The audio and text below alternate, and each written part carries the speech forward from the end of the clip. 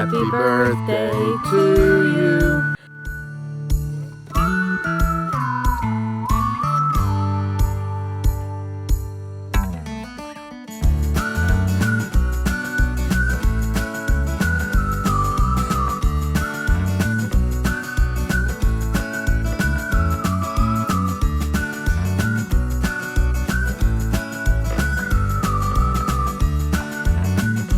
In our last week's video, we left the campground and went west, headed back towards Atlanta, but we stopped short. We went to Stone Mountain.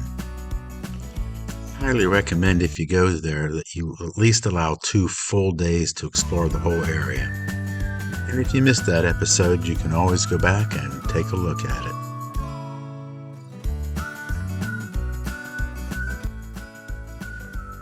Today we decided to go east, hop on US 20 and head to Augusta.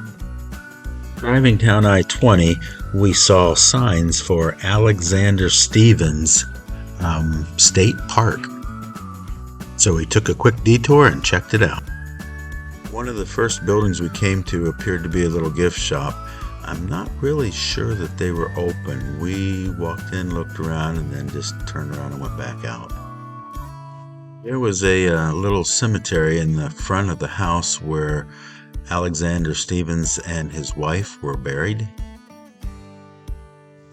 Alexander H. Stevens of Georgia, who served under President Jefferson Davis of Mississippi from February 18, 1861 until the dissolution of the Confederacy on May 5, 1865. He was the Vice President of the Confederate States, the second highest executive officer of the Confederation. Behind the museum, there was a rest of the state park and a campground. The campground consisted of a loop with 25 full hookup sites. All appeared to be 50-foot pull-through. The campground was immaculately maintained.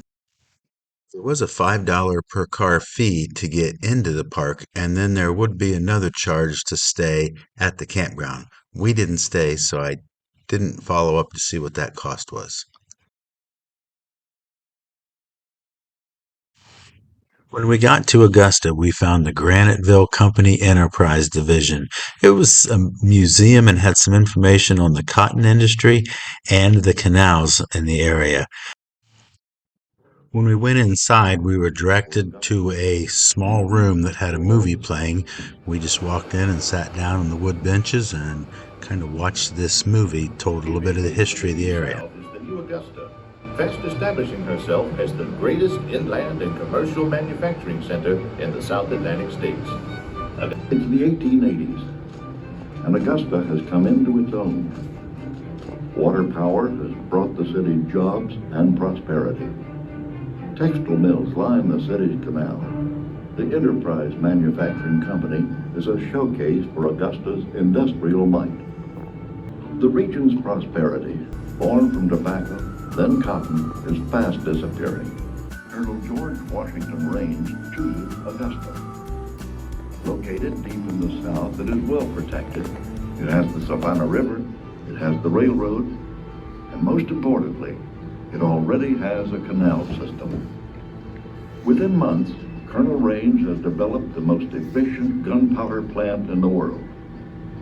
The huge Confederate powder works dominates the canal, but manufacturing alone cannot win the war.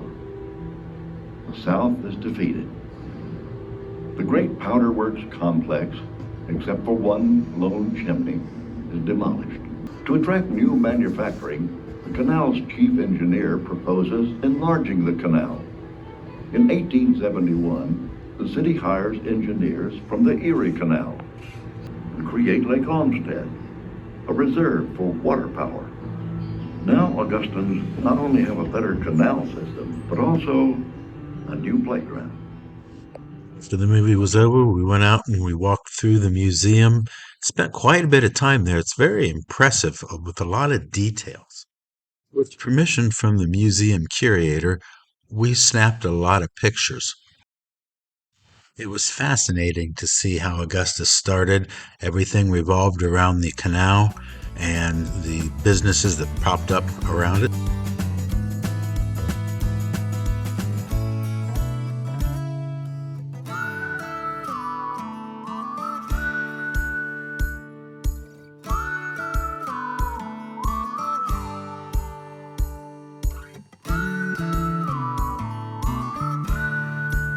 When we left the museum, we walked out across the parking lot, up over the dike, and there was the actual canal.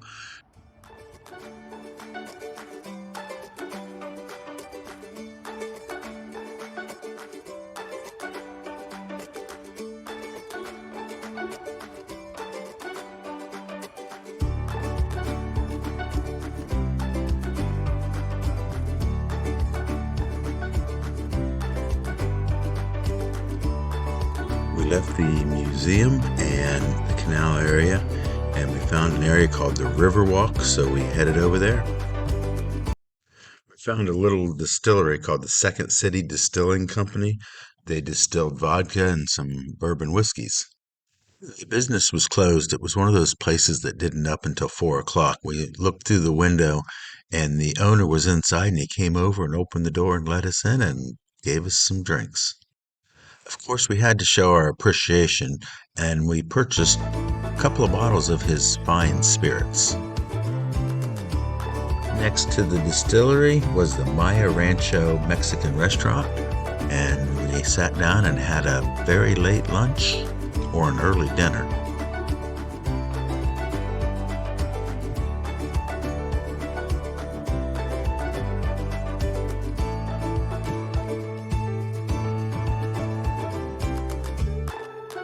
Made our way back to the campground, and then later that night we had a later dinner at the Bone Island Grill House.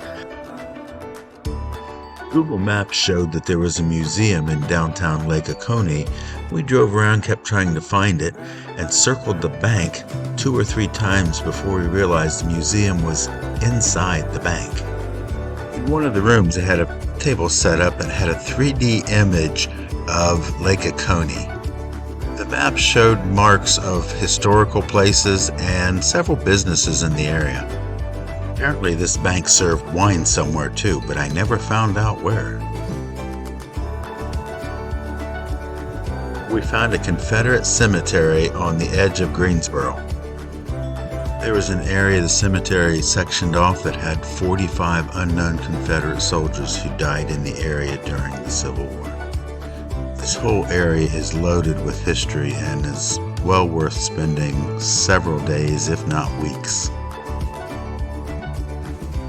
We had lunch at the Georgia Butts restaurant one more time, and I thought I'd show you a view of just out back of the restaurant. They had seating area out there as well.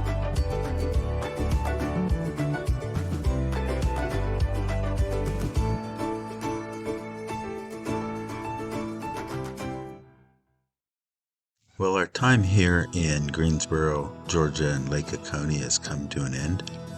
It was time to say goodbye and start packing up the camper and head home. We knew we'd be coming back here right after Christmas.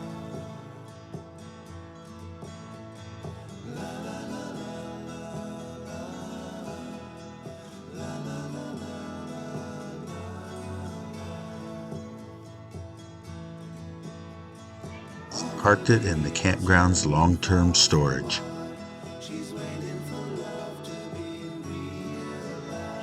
It was kind of sad to park our second home and just drive away.